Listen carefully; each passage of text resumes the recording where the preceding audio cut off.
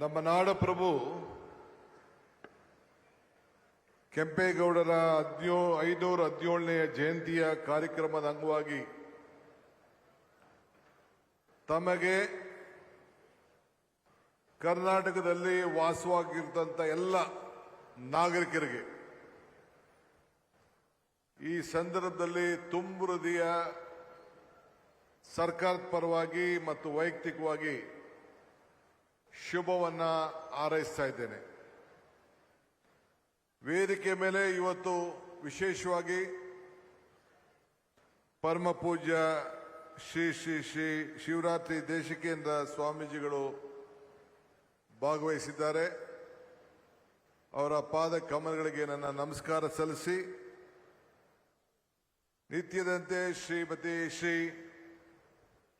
ನಮ್ಮ ಆದಿಚುಂಚನಗಿರಿ ಮಠದ ಶ್ರೀ ಶ್ರೀ ಶ್ರೀ ನಿರ್ಮಲಾನಂದ ಸ್ವಾಮೀಜಿಯವರ ಪಾದಗಳಿಗೆ ನಮಸ್ಕರಿಸಿ, ಸ್ಫಟಿಕ ಮಹಾಪುರಿ ಮಠದ ನಮ್ಮ ಶ್ರೀಗಳಂತ ಶ್ರೀ ಶ್ರೀ ಶ್ರೀ ನಂಜಾದೂತ ಸ್ವಾಮೀಜಿಗಳ ಪಾದಗಳಿಗೆ ನಮಸ್ಕರಿಸಿ, ಮತ್ತೊಬ್ಬ ನಮ್ಮ ವಿಶ್ವ ಒಕ್ಕಲಿಗ ಸಂಸ್ಥೆಯ ಪೀಠಾಧಿಪತಿಗಳಂತ ಶ್ರೀ ಶ್ರೀ ಶ್ರೀ ನಿಖಿಲಾನಂದ ಸ್ವಾಮೀಜಿಯವರ ಪಾದಗಳಿಗೆ ನಮಸ್ಕರಿಸಿ, ವೇದಿಕೆಯಲ್ಲಿರುವಂತ ನನ್ನ ಸಹೋದ್ಯೋಗಿಗಳಂತ ಮಾಜಿ ಹಿಂದೆನೂ ಉಪಮುಖ್ಯಮಂತ್ರಿ ಆಗಿದ್ರು, ಈಗೂ ಉಪಮುಖ್ಯಮಂತ್ರಿಯಾಗಿ ಕೆಲಸವನ್ನ ಮಾಡ್ತಾ ಇದ್ದಾರೆ ನನ್ನ ಆತ್ಮೀಯ ಸ್ನೇಹಿತರಾದಂಥ ಡಾಕ್ಟರ್ ಪರಮೇಶ್ವರ್ ಅವರೇ, ನಮ್ಮ ಹಿರಿಯ ಸಚಿವರುಗಳಾದಂಥ KH ಮುನಿಯಪ್ಪನವರೇ, KJ ಜಾರ್ಜ್ ಅವರೇ, ಕೃಷ್ಣ ಬೈರೇಗೌಡರೇ, ಜಯಚಂದ್ರರವರೇ, ಬೈರತಿ ಸುರೇಶ್ ರವರೇ, ಈ ಒಂದು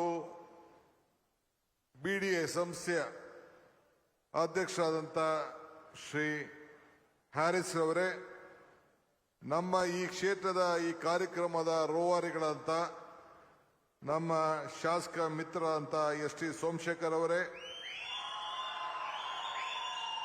ಮಾಗಡಿ ಶಾಸಕರಂತ ಬಾಲಕೃಷ್ಣರವರೇ, ಆನೇಕಲ್ ಶಿವಣ್ಣರವರೇ, ವಕ್ರ ಸಂಘದ ಅಧ್ಯಕ್ಷ ಅಂತ ಶ್ರೀನಿವಾಸ್ ಅವರೇ, ಇನ್ನು ವೇದಿಕೆ ಮೇಲೆ ನಮ್ಮ ಶಾಸಕರ ಮಿತ್ರ ಅಂತ ಪುಟ್ಟಣ್ಣವರು, ರಾಮಾಜಿಗೌಡರು, ಗೋವಿಂದರಾಜ್ರವರು, ಆರ್ತಿ ಕೃಷ್ಣರವರು, ನಾಗರಾಜ್ ಯಾದವ್ ಅವರು, ಶಾಲೆ ರಜನೀಶ್ ಅವರು, ಮಣಿವಣ್ಣನ್ ಅವರು, ಇನ್ನು ಎಲ್ಲ ಬಹಳ ಪ್ರಮುಖವಾದಂಥ ಅಧಿಕಾರಿಗಳು, ಮುಖಂಡರು ಕೂಡ ಎಲ್ಲ ಇದ್ದಾರೆ. ತಾವು ಕೂಡ ಎಲ್ಲ ದೊಡ್ಡ ಸಂಖ್ಯೆಯಲ್ಲಿ ಸೇರಿದ್ದೀರಿ. ಸುಮಾರು 2-3 ಗಂಟೆಗಳ ತಡವಾಗಿ ಕಾರ್ಯಕ್ರಮ ಪ್ರಾರಂಭ ಆಗಿದೆ, ಕ್ಷಮಿಸಬೇಕು. ಈ ದಿನ ಬಹಳ ಇತಿಹಾಸಕ್ಕೆ ಪುಟಕ್ಕೆ ಸೇರುವಂತ ಒಂದು ದಿನ. ನಾನು ಆಗಾಗ ಒಂದು ಮಾತು ಹೇಳ್ತಾ ಇರ್ತೀನಿ. ನಾನು ಹಿಂದೆ ಒಂದು 25 ವರ್ಷದಿಂದ ಒಂದು ಮಾತು ಹೇಳಿದ್ದೆ ವಿಧಾನಸೌಧದಲ್ಲಿ ಒಂದು ಸಂದರ್ಭದಲ್ಲಿ, ನೀವು 3 Kಗಳನ್ನು ನೆನಪಿಟ್ಕೊಳ್ಬೇಕು ಅಂತ. ಒಂದು, ಕೆಂಪೇಗೌಡರು ಬೆಂಗಳೂರನ್ನ ಕಟ್ಟಂತ ಕೆಂಪೇಗೌಡರು. ಎರಡನೇದು, ವಿಧಾನಸೌಧ ಕಟ್ಟಂತ ಕೆಂಗಲ್ ಹನುಮಂತಯ್ಯನವರು. ಮೂರನೇದು, ಬೆಂಗಳೂರನ್ನ ಅಂತಾರಾಷ್ಟ್ರೀಯ ಮಟ್ಟಕ್ಕೆ ತೆಗೆದುಕೊಂಡು ಹೋದಂತ SM ಕೃಷ್ಣರವರು. ಇವರು 3 Kಗಳನ್ನು ತಾವು ಯಾವಾಗಲೂ ನೆನೆಸ್ಕೊಳ್ಬೇಕು ಅಂತ ಹೇಳಿ ಅನೇಕ ಸಂದರ್ಭದಲ್ಲಿ ಹೇಳ್ತಾ ಇರ್ತೀನಿ. ಇವತ್ತು ನಾವೆಲ್ಲ ಈ ಶುಭ ದಿನ ಕೆಂಪೇಗೌಡ ದಿನಾಚರಣೆಯನ್ನ ಏನು ನಮ್ಮ ನಿರ್ಮಲಾನಂದ ಸ್ವಾಮೀಜಿಯವರು, ನಮ್ಮ ನಂಜಾದೂತ ಸ್ವಾಮೀಜಿಯವರು ಇಬ್ರು ಸೇರಿ ಅಂದಿನಿಂದ ನಾವು ರೇವಣ್ಣವರು ಇಲ್ಲೇ ಇದ್ದಾರೆ, ನಾನು ರೇವಣ್ಣವರೆಲ್ಲ ಸೇರಿ ಸಿದ್ದರಾಮಯ್ಯನವ್ರ ಹತ್ರ ಮಾತಾಡಿ ಕೆಂಪೇಗೌಡ ಜಯಂತಿಯನ್ನ ಆಚರಣೆ ಮಾಡಬೇಕು ಅಂತ ಹೇಳಿ ನಾವು ತೀರ್ಮಾನವನ್ನ ಮಾಡ್ತು. ನಾನು ರೇವಣ್ಣವರಿಗೆ ಈ ಸಂದರ್ಭದಲ್ಲಿ, ಅವರು ಮಾಗಡಿ ಕ್ಷೇತ್ರದ ಶಾಸಕರಾಗಿ ಮಂತ್ರಿ ಆಗಿದ್ರು, ನನಗೆ ಆವತ್ತಿನ ಕಾಲದಲ್ಲಿ ಒಂದು ದೊಡ್ಡ ಶಕ್ತಿಯನ್ನು ತುಂಬಿ ಈ ಕೆಲಸ ಆಗಲೇಬೇಕು ಅಂತ ಹೇಳಿ ಈ ಜಯಂತಿಯ ಆಚರಣೆ ಮಾಡಲಿಕ್ಕೆ ಸ್ಫೂರ್ತಿಯನ್ನು ಕೊಟ್ಟರು. ಅವ್ರಿಗೆ ಈ ಸಂದರ್ಭದಲ್ಲಿ ನಾನು ಅಭಿನಂದಿಸಲಿಕ್ಕೆ ನಾನು ಬಯಸ್ತಾ ಇದ್ದೇನೆ. ಇವತ್ತು ನಾವೆಲ್ಲ ಈ ಪವಿತ್ರವಾದ ರಸ್ತೆಗೆ, ಇದು ಬರೀ 11 ಕಿಲೋಮೀಟರ್ಗೆ ಈ ರಸ್ತೆ ನಿಲ್ಲುವುದಿಲ್ಲ, 123 ಕಿಲೋಮೀಟರ್ ರಸ್ತೆ ಆಗಿ ಇದು ಪರಿವರ್ತನೆ ಆಗ್ತದೆ. ಹಿಂದೆ ಸರ್ಕಾರ ತೀರ್ಮಾನವನ್ನು ಮಾಡಿ ಈ ಪೆರಿಫೆರಲ್ ರಿಂಗ್ ರೋಡ್ ಅಂತೇಳಿ ಇದನ್ನ ಕಾರ್ಯರೂಪಕ್ಕೆ ತರಲಿಲ್ಲ. ಆದರೆ ನಾನು ಈ ಒಂದು ಇಲಾಖೆಯ ಜವಾಬ್ದಾರಿ ತೆಗೆದುಕೊಂಡ ಮೇಲೆ, ಬೆಂಗಳೂರು ನಗರದ ಜವಾಬ್ದಾರಿ ಆದಮೇಲೆ ನಾನು ಟೀಕೆಗಳೆಲ್ಲ ಸಾಯ್ತವೆ, ನಮ್ಮ ಕೆಲಸಗಳು ಉಳಿತವೆ ಅಂತೇಳಿ ತುಂಗಭದ್ರಾ ಡ್ಯಾಮ್ ರಿಪೇರಿ ಸಂದರ್ಭದಲ್ಲಿ, ಗೇಟ್ ಸಂದರ್ಭದಲ್ಲಿ ಒಂದು ಮಾತು ಹೇಳಿದ್ದೆ. ಹಂಗೆ ಟೀಕೆ ಮಾಡೋರು ಮಾಡ್ತಾ ಇರ್ತಾರೆ, ಅದಕ್ಕೆ ನಾವು ಚಿಂತೆ ಮಾಡೋದು ಬೇಡ. ಇವತ್ತು ಯಾಕೆ ನಾಡು ಕೆಂಪೇಗೌಡರನ್ನ ನಾವು ನೆನೆಸ್ಕೊಳ್ತೇವೆ, ಹನುಮಂತಯ್ಯನವ್ರನ್ನ ಯಾಕೆ ನೆನೆಸ್ಕೊಳ್ತೇವೆ, ಯಾಕೆ ಎಸ್.ಎಂ. ಕೃಷ್ಣರವ್ರನ್ನ ನೆನೆಸ್ಕೊಂಡು ಅವ್ರ ಹೆಸರಿನಲ್ಲಿ ಈ ರಸ್ತೆಯನ್ನ ಇಷ್ಟು ಅಗಲ 10 ಪಥದ ರಸ್ತೆಯನ್ನ ಯಾಕೆ ಇಟ್ಟಿದ್ದೇವೆ ಅಂತಂದ್ರೆ, ಅವರು ಇಲ್ಲಿ ಸಾಕ್ಷಿ ಗುಡ್ಡೆಗಳನ್ನ ಬಿಟ್ಟು ಹೋಗಿದ್ದಾರೆ. ಅದಕ್ಕೋಸ್ಕರ ನಾವು ಇವತ್ತು ಅವ್ರನ್ನ ನಾವು ನೆನೆಸ್ಕೊಂಡು ಅವರ ಹೆಸರಿನಲ್ಲಿ ಈ ರಸ್ತೆಯನ್ನ ಇಟ್ಟು ಅವರ ಧರ್ಮ ಪತ್ನಿ ಮತ್ತು ಅವ್ರ ಕುಟುಂಬದವರೆಲ್ಲ ಬಂದು ಭಾಗಿಯಾಗಿ ಇವತ್ತು ಅವ್ರ ಕೈಲಿ ಈ 10 ಪಥದ ರಸ್ತೆಯನ್ನ ಈಗಾಗಲೇ ಎಸ್.ಎಂ. ಕೃಷ್ಣ ಅವರ ಹೆಸರಿನಲ್ಲಿ ಇವು ನಾಮಕರಣವನ್ನು ಮಾಡಿ, ನಮ್ಮ ಶಾಸಕ ಮಿತ್ರರಂತ ಸೋಮಶೇಖರ್ ಅವರು, ಹ್ಯಾರಿಸ್ ಅವರು ಏನೋ ಒಂದು ತೀರ್ಮಾನವನ್ನು ಮಾಡಿದ್ರು. ಆ ತೀರ್ಮಾನಕ್ಕೆ ಸರ್ಕಾರ ಒಪ್ಪಿಗೆಯನ್ನು ಕೊಟ್ಟು ಇವತ್ತು ಬಹಳ ಸಂತೋಷದಿಂದ ಎಸ್.ಎಂ. ಕೃಷ್ಣ ಅವರ ಹೆಸರಿನಲ್ಲಿ ಈ ರಸ್ತೆಯನ್ನ ಉದ್ಘಾಟನೆಯನ್ನ ಕೂಡ ನಾವು ಮಾಡಿದ್ದೇವೆ. ಇದು ಬಹಳ ಇತಿಹಾಸಕ್ಕೆ ಹೋಗುವಂತ ಒಂದು ವಿಚಾರ. ಇನ್ನ ಏನು 123 ಕಿಲೋಮೀಟರ್ ಇದೆ, ಅದು ಕೂಡ ಈಗಾಗಲೇ ಚಾಲನೆ ಆಗ್ತಾ ಇದೆ. ಅದು ಕೂಡ ಒಂದು ಹಂತದ ಟೆಂಡರ್ ಕೂಡ ನಾನು ಈಗಾಗಲೇ ಕರೆದಿದ್ದೇನೆ. ಮುಂದಕ್ಕೂ ಕೂಡ ಎಲೆಕ್ಟ್ರಾನಿಕ್ ಸಿಟಿಯಿಂದ ಮೈಸೂರು ರಸ್ತೆಗೆ ಸೇರ್ಲಿಕ್ಕೆ ಅದು ಕೂಡ ಸದ್ಯದಲ್ಲೇ ಈಗಾಗಲೇ ನೋಟಿಫಿಕೇಶನ್ ಹಿಂದೆ ಕೂಡ ಆಗಿದೆ. ಅದನ್ನ ಫೈನಲ್ ನೋಟಿಫಿಕೇಶನ್ ಕೂಡ ಆದೇಶ ಮಾಡುವಂತ ಕೆಲಸವನ್ನ ನಾನು ಮಾಡ್ತೇನೆ. ಏಕೆಂದ್ರೆ ಇದಿಲ್ಲ ಅಂದ್ರೆ ಬೆಂಗಳೂರು ಉಳಿಲಿಕ್ಕೆ ಸಾಧ್ಯ ಇಲ್ಲ.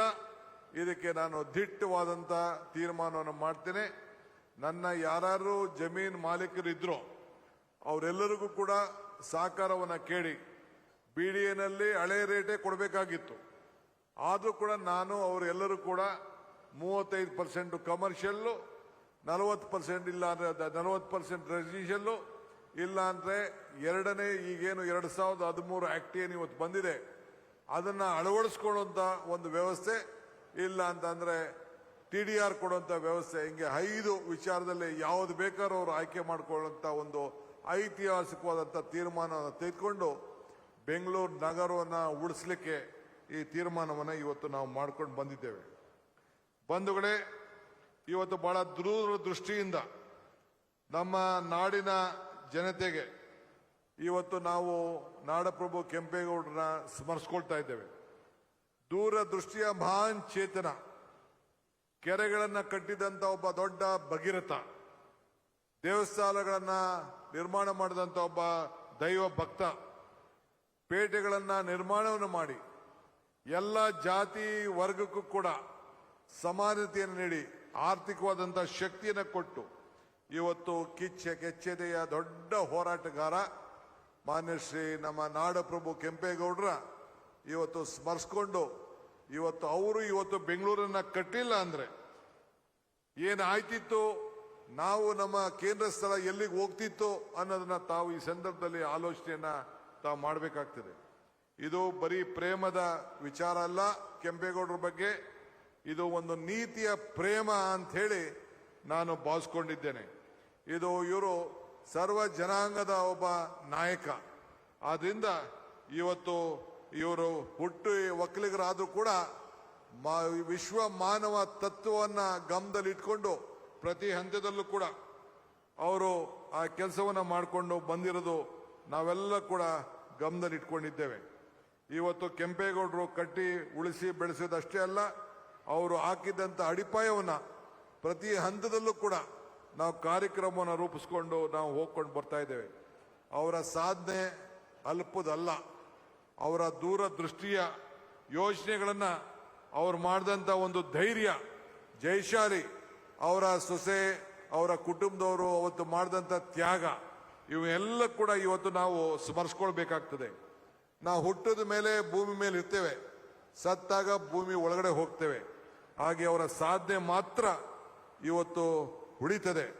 ಆದ್ರಿಂದ ಇವತ್ತು ಅದೇ ರೀತಿ ಕೆಂಪೇಗೌಡರ ಸಾಧನೆಗಳು ಶಾಶ್ವತವಾಗಿ ಉಳಿಲಿ ಅಂತೇಳಿ ಅನೇಕ ಕಾರ್ಯಕ್ರಮಗಳನ್ನು ಇವತ್ತು ಸರ್ಕಾರದಲ್ಲಿ ರೂಪಿಸ್ತಾ ಇದ್ದೇವೆ. ಇವತ್ತು ತಾವು ಗಮನಿಸಿದಿರಿ, ನಮ್ಮ ಹ್ಯಾರಿಸ್ ಅವರ ಮುಖಂಡತ್ವದಲ್ಲಿ ಏನು BDA ಇವತ್ತು ನಡೀತಾ ಇದೆ. ನನ್ನ ಹತ್ರ ಚರ್ಚೆ ಮಾಡಿ ನಾವು ಇವತ್ತು ಹೊಸ ಹಸಿರು ಬೆಂಗಳೂರನ್ನ ಮಾಡಬೇಕು, ಗ್ರೀನ್ ಸಿಟಿ ಆಗಿ ಇದನ್ನ ಪರಿವರ್ತನೆ ಆಗಬೇಕು, ಕೆಂಪೇಗೌಡರ ದೂರದೃಷ್ಟಿ ಉಳ್ಕೊಳ್ಬೇಕು ಅಂತೇಳಿ ಇವತ್ತೇನು 15 ಲಕ್ಷ ಸಸಿಗಳನ್ನ ಒಂದೇ ದಿನ ನೆಡ್ತಾ ಇದ್ದೇವೆ. ಇದು ದಾಖಲೆಯ ಒಂದು ತೀರ್ಮಾನ ಅನ್ನೋದನ್ನ ಹೇಳಲಿಕ್ಕೆ ನನಗೆ ಬಹಳ ಸಂತೋಷ ಆಗ್ತದೆ. ಅಂದಿನ ಕಾಲದಲ್ಲಿ ನಮ್ಮ ಬಾಲಗಂಗಾಧರ ಸ್ವಾಮೀಜಿಯವರು ಕೂಡ 5 ಕೋಟಿ ಸಸಿಗಳನ್ನ ನೆಡಬೇಕು ಅಂತೇಳಿ SM ಕೃಷ್ಣ ಅವರ ಕಾಲದಲ್ಲಿ ಸಂಕಲ್ಪವನ್ನು ಮಾಡಿದ್ದನ್ನ ನಾವು ಯಾರು ಕೂಡ ಮರೀಲಿಕ್ಕೆ ಸಾಧ್ಯ ಇಲ್ಲ. ಇವತ್ತು ಈ ರಸ್ತೆಯಲ್ಲಿ ಇನ್ನೊಂದು ವಿಶೇಷವಾದನ್ನ ತಾವೆಲ್ಲ ಗಮನಿಸಿದ್ದೀರಿ. ಇದು ಮುಂದಿನ ದಿನದಲ್ಲಿ ಇವತ್ತು BDAದಲ್ಲಿ ಹ್ಯಾರಿಸ್ ರವರು ಮತ್ತು ಸೋಮಶೇಖರ್ ಅವರು ಏನು ಒಂದು ತೀರ್ಮಾನವನ್ನು ಮಾಡಿದ್ದಾರೆ, ವಾಲ್ ಆಫ್ ಗ್ರಾಟಿಟ್ಯೂಡ್ ಅಂತ. ಅಂದ್ರೆ ಉಪಕಾರ ಸ್ಮರಣೆಯನ್ನು ಇಟ್ಕೊಳ್ಬೇಕು ಅಂತೇಳಿ. ಯಾರು ಈ ಲೇಔಟ್ನಲ್ಲಿ ಈ ರಸ್ತೆಗಾಗಿ ಭೂಮಿಯನ್ನ ಕೊಟ್ಟು ಯಾವ ತಂಟೆ ತಗರಾಲಿಲ್ಲದೆ ಆ ಭೂಮಿಯನ್ನು ಕೊಟ್ಟಿದ್ದಾರೆ, ಅವರ ಹೆಸರನ್ನ ಈ ರಸ್ತೆಯಲ್ಲಿ ಶಾಶ್ವತವಾಗಿ ದಾಖಲೆ ಮಾಡುವಂತ ಕೆಲಸವನ್ನ ಕರ್ನಾಟಕ ಸರ್ಕಾರ ಮುಂದಿನ ದಿನದಲ್ಲಿ ಎಲ್ಲ ಕಡೆ ಮಾಡ್ತದೆ ಅನ್ನೋದನ್ನ ಹೇಳಲಿಕ್ಕೆ ನನಗೆ ಬಹಳ ಸಂತೋಷ ಆಗ್ತದೆ. ಇದು ಸರ್ಕಾರದ ಒಂದು ಆದೇಶ ಕೂಡ. ನಾನು ಈ ವಿಚಾರದಲ್ಲಿ ಹೊರಸೋನಿದ್ದೇನೆ. ಯಾರೇ ಆಗಲಿ, ಕೆರೆಗಳಿಗೆ ಕೊಡ್ಲಿ, ಶಾಲೆಗಳಿಗೆ ಕೊಡ್ಲಿ, ಕೈಗಾರಿಕಾ ಪ್ರದೇಶಕ್ಕೆ ಕೊಡ್ಲಿ, ಯಾರೇ ಆಗಲಿ, ಯಾವ ತಂಟೆ ತಗರಾಲಲ್ಲಿ ತ್ಯಾಗವನ್ನ ಮಾಡ್ತಾರೆ ಅಲ್ಲಿ ಒಂದು ವಾಲ್ ಆಫ್ ಗ್ರಾಟಿಟ್ಯೂಡ್, ಉಪಕಾರ ಸ್ಮರಣೆಯ ಒಂದು ಗೋಡೆಯನ್ನ ನಿರ್ಮಾಣ ಮಾಡಿ ಅವರ ಹೆಸರುಗಳು ಮುಂದಕ್ಕೆ ಅವರ ಮಕ್ಕಳು, ಅವರ ಮೊಮ್ಮಕ್ಕಳು, ಅವರ ವಂಶಸ್ಥರು ಎಲ್ಲರೂ ಕೂಡ ನನ್ನ ಕುಟುಂಬ ಇಂಥ ತ್ಯಾಗ ಮಾಡಿದೆ ಅನ್ನೋ ಒಂದು ಹೆಸರನ್ನ, ಸಾಕ್ಷಿ ಗುಡ್ಡೆಯ ಕಲ್ಲನ್ನ ಬಿಟ್ಟೋಗ್ಲಿಕ್ಕೆ ಒಂದು ಈ ಕರ್ನಾಟಕ ಸರ್ಕಾರ, DK ಶಿವಕುಮಾರ್ ನೇತೃತ್ವದ ಈ ಸರ್ಕಾರ ತೀರ್ಮಾನವನ್ನು ಮಾಡಿದೆ. ಇದನ್ನು ಮಾಡ್ತಾ ಇದೀವಿ ಅಂತ ಹೇಳಲಿಕ್ಕೆ ನನಗೆ ಇವತ್ತು ಬಹಳ ಸಂತೋಷ ಆಗ್ತದೆ. ಇವತ್ತು ನಾವೆಲ್ಲ ಇಲ್ಲಿ ಸೇರಿದ್ದೇವೆ. ಈಗಾಗಲೇ ಅನೇಕ ಕಾರ್ಯಕ್ರಮಗಳನ್ನು ಈಗಾಗಲೇ ರೂಪಿಸಿದ್ದೇವೆ. ಈಗಾಗಲೇ ಕಳೆದ ವರ್ಷ ನಾನು ಅನೌನ್ಸ್ಮೆಂಟ್ ಮಾಡಿದ್ದೇನೆ. ಈಗಾಗಲೇ ನಮ್ಮ ಜಾರ್ಜ್ ಅವರ ಅನೇಕ ಸಂಸ್ಥೆಗಳು ಇವತ್ತು 54 ಎಕರೆ ಅಲ್ಲಿ ಒಂದು ಸಂಸ್ಥೆ ತೆಗೆದುಕೊಂಡಿತ್ತು. ನಾನು ಕ್ಯಾಬಿನೆಟ್ ಅಲ್ಲಿ ಹೇಳಿದೆ ಜಾರ್ಜ್ ಅವ್ರಿಗೆ, ನನಗೆ 5 ಎಕರೆ ನೀವು ಬಿಟ್ಕೊಡಬೇಕು ಅಂತ. ಬಹಳ ಸಂತೋಷದಿಂದ ಆರ್ಚ್ ಬಿಷಪ್ ಅವ್ರ ಹತ್ರ ಮಾತಾಡಿ ಅವತ್ತು ಕ್ಯಾಬಿನೆಟ್ ಅಲ್ಲಿ ಒಪ್ಕೊಂಡ್ರು. ಆ 5 ಎಕರೆಯಲ್ಲಿ ಕೆಂಪೇಗೌಡ ಭವನ ಪ್ರಾರಂಭ ಆಗ್ತಾ ಇದೆ. ಬಹುಶಃ ಉತ್ತಮವಾದಂತಹ ಒಂದು ಆ ಕೋಟೆಯ ರೂಪದಲ್ಲಿ ಹೊಸ ವಿನ್ಯಾಸದಲ್ಲಿ ಅದು ಪ್ರಾರಂಭ ಮಾಡಿ ಈಗಾಗಲೇ ಭೂಮಿ ಪೂಜೆಯನ್ನು ಮಾಡಿದ್ದೇವೆ. ಅಲ್ಲಿ ಹೊಸ ಟೌನ್ ಪ್ಲಾನಿಂಗ್ ಕಾಲೇಜನ್ನ ಕೆಂಪೇಗೌಡರ ಹೆಸರಿನಲ್ಲಿ ಪ್ರಾರಂಭ ಮಾಡಲಿಕ್ಕೆ ಈಗಾಗಲೇ ನಮ್ಮ ವಿಶ್ವೇಶ್ವರ ಯೂನಿವರ್ಸಿಟಿಯ ವೈಸ್ ಚಾನ್ಸಲರ್ಗೆ ಮಾರ್ಗದರ್ಶನ ಕೊಟ್ಟಿದ್ದಾರೆ. ಈಗಾಗಲೇ ಅನೇಕ ತೀರ್ಮಾನಗಳು ಆಗ್ತಾ ಇದೆ. ಅಲ್ಲೂ ಕೂಡ ಕಟ್ಟಡದಲ್ಲಿ ಬಿಲ್ಡಿಂಗ್ ಜೊತೆಯಲ್ಲಿ ಇವತ್ತೇನು ಬಾಬು ಜಗಜೀವನ್ ರಾಮ್ ಅವರ ಬಿಲ್ಡಿಂಗ್ ಇದೆ, ಆ ಬಿಲ್ಡಿಂಗ್ ಪಕ್ಕದಲ್ಲಿ ಕಟ್ಟಡವನ್ನು ಕಟ್ಟಿ ಸುಮಾರು 100 ಕೋಟಿ ವೆಚ್ಚವನ್ನ ಖರ್ಚು ಮಾಡಿ ಅಲ್ಲಿ ಒಂದು ಕೆಂಪೇಗೌಡ ಟೌನ್ ಪ್ಲಾನಿಂಗ್ ಅನ್ನ ಕಾಲೇಜನ್ನ ಪ್ರಾರಂಭವನ್ನು ಮಾಡಲಿಕ್ಕೆ ಈಗಾಗಲೇ ನಾವು ತೀರ್ಮಾನವನ್ನು ಮಾಡಿದ್ದೇವೆ. ಇದಲ್ಲದೆ ಬೆಂಗಳೂರು ಯೂನಿವರ್ಸಿಟಿ ಒಳಗಡೆ ಅಲ್ಲಿ ಒಂದು ವಿಶೇಷವಾದಂಥ ಅಧ್ಯಯನ ಕೇಂದ್ರವನ್ನ ಹಿಂದೆ ಕೂಡ ನಾವು ತೀರ್ಮಾನವನ್ನು ಮಾಡಿದ್ದೋ, ಅದು ಕೂಡ ಈಗಾಗಲೇ ಒಂದು ರೂಪಕ್ಕೆ ಬಂದಿದೆ. ಮಾನ್ಯಶ್ರೀ ನಮ್ಮ ಇವರು ಇಲ್ಲಿದ್ದಾರೆ, ಯಾರು ನಮ್ಮ KH ಮುನಿಯಪ್ಪನವರು, ಅವರು ಕೂಡ ಅವ್ರ ಕ್ಷೇತ್ರದಲ್ಲಿ ಔತಿಲಿ ಈಗಾಗಲೇ ಸುಮಾರು 9.5 ಎಕರೆ ಜಮೀನನ್ನ ಇವತ್ತು ಆಯ್ಕೆ ಮಾಡಿ ಈ ಕೆಂಪೇಗೌಡರ ಅಧ್ಯಯನ ಕೇಂದ್ರ ಅಲ್ಲೂ ಕೂಡ ನಡಿಬೇಕು. ಅವರ ಹುಟ್ಟಿದ ಸ್ಥಳದಲ್ಲಿ ಅಲ್ಲಿ ಒಂದು ಕಾಲದಲ್ಲಿ ಏನು ಆಹುತಿ ಅಂತ ಅಂದ್ರೆ ತಂದೆ ಆದಂತ ಒಂದು ಇತಿಹಾಸ ಇದೆ. ಅಲ್ಲೂ ಕೂಡ 10 ಎಕರೆ ಜಾಗವನ್ನು ಕೊಟ್ಟಿದ್ದಾರೆ. ಮುಂದಿನ ವರ್ಷ ಅದಕ್ಕೆ 100 ಕೋಟಿ ರೂಪಾಯಿ ವೆಚ್ಚದ ಒಂದು ಹೊಸ ಯೋಜನೆಯನ್ನ ಅಲ್ಲೂ ಕೂಡ ತೀರ್ಮಾನವನ್ನು ಮಾಡಲಿಕ್ಕೆ ನಾನು ಕಾರ್ಯಕ್ರಮವನ್ನು ರೂಪಿಸ್ತೇನೆ ಅಂತ ಹೇಳಲಿಕ್ಕೆ ನನಗೆ ಬಹಳ ಸಂತೋಷ ಆಗ್ತದೆ.